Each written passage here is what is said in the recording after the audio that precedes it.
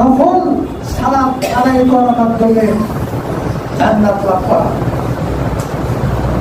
উম্মে হাবিবা থেকে বর্ণিত, তিনি বলেন রাসূল সাল্লাল্লাহু আলাইহি ওয়াসাল্লাম বলেছেন, মান সাল্লা বিয়াউমিন ওয়া লাইলাতিন, যে ব্যক্তি দিন রাত 24 ঘন্টার ভিতরে 12 রাকাত 12 রাকাত নফল সালাত আদায় করবে, বানালাহু বাইতান ফিল জান্নাহ, তার জন্য আল্লাহ জান্নাতে একটা ঘর নির্মাণ করবেন।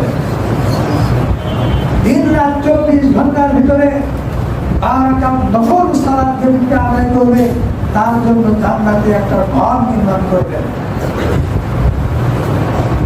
কওলা যুহরি আরবাঈন ওয়া বা'দা রাকাতাইন, যোহরের আগে 4 রাকাত, পরে 2 রাকাত।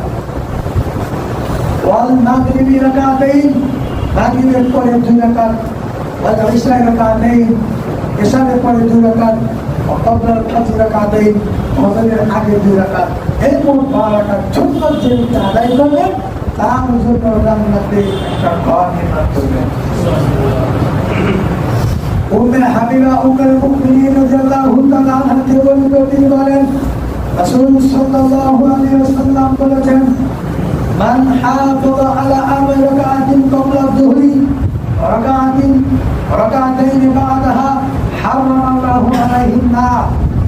রাসূল সাল্লাল্লাহু আলাইহি ওয়াসাল্লাম বলেন, যে ব্যক্তি যোহরের পূর্বে 4 রাকাত এবং যোহরের পরে 2 রাকাত সালাত সুন্নাত সালাত সংরক্ষণ করবে, আদায় করবে, তার জন্য জাহান্নাম হারাম হয়ে যাবে।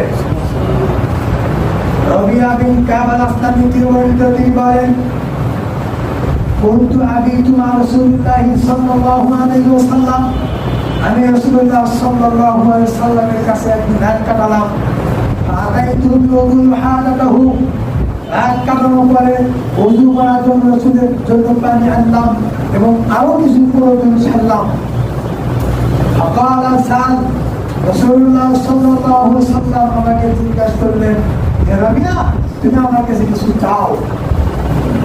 আসআলুকা মুরাফাকাতা ফিল জান্নাহ, আমি চাইলাম আপনার সাথে আমি জান্নাতে থাকতে চাই। রাসূল সাল্লাল্লাহু আলাইহি ওয়াসাল্লাম বললেন, আওয়া গায়রা যালিক, এটা ছাড়া অন্য কিছু চাও? রবিয়া বিন কাব বললেন, ওয়ালাক, আমি ওটাই চাই, আপনার সাথে আমি জান্নাতে থাকতে চাই। রাসূল সাল্লাল্লাহু আলাইহি ওয়াসাল্লাম বললেন, ফাইন্নি আলা নাফসিকা বিকাসরাতিস সুজুদ, আমার সাথে যদি জান্নাতে থাকতে চাও তাহলে বেশি বেশি করে চিন্তা করো, তোমার নিজের জন্য বেশি বেশি করে চিন্তা করো, মানে বেশি বেশি নফল সালাত আদায় করো।